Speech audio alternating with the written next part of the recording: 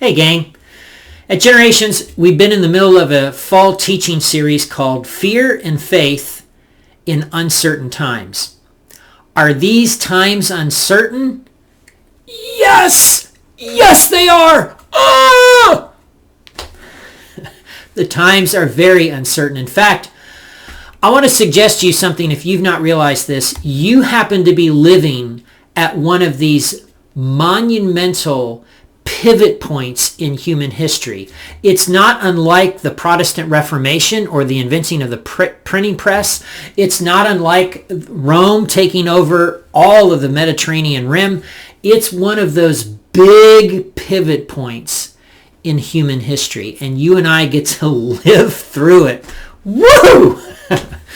What does it mean to trust God in the midst of so much uncertainty? This past Sunday, Brian Hull walked us through an encounter that Jesus had with a young man who is very, very wealthy. That's recorded in Mark's Gospel in Mark chapter 10. For those of you doing the New Testament challenge, the New Testament reading, you're going to be in Mark chapter 10 on Wednesday, October 12th, this week. It's almost as though God is piggybacking things. One of the great things that Brian drew out of this passage that's there, and I missed it all these many years, was Jesus' statement to the man at the end of this encounter. So the young man is like, hey, what must I do to inherit eternal life? In other words, what do I need to do to make things right between me and God? How does that work? And Jesus says, well, why do you call me good? You know the commandments. And they do this back and forth.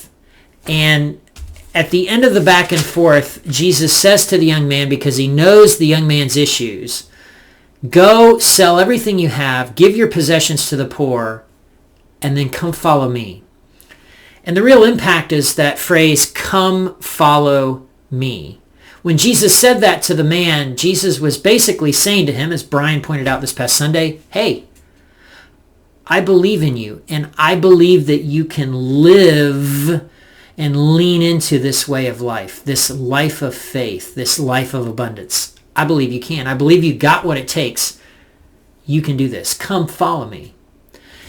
And when God is looking at you and me, God is saying the same thing right now in the midst of all of this uncertainty and turmoil. Hey, I believe in you. I believe that you can lean into this life of faith, that you can live this life of faith. Follow me. Trust me.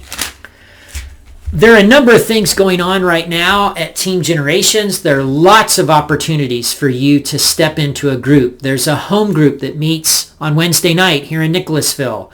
There's a Monday night discussion group at the church. There's a Bible study for women on the parables of Jesus in someone's home on Monday nights. And then there's a Wednesday night Zoom. So there's all kinds of things going on every single week, ways that you can step in and hop into a conversation with members of the church family that are also trying to live out this life of faith in such uncertain times. Gang, I believe in you. I'm actually excited about this pivot point in history. There are many things about it that make me want to do the beaker thing where I'm like, wee! But then there are so many opportunities. I don't know about you, but I've had so many faith conversations in the last year and a half. Faith conversations with people that I would have never imagined having. And yet, boom, they're just unfolding. It's like every week I get to have another conversation with somebody about what it means to follow Jesus and what God is doing in human history through the personal work of Jesus Christ. Okay, gang, I hope to see you this coming Sunday at the church house.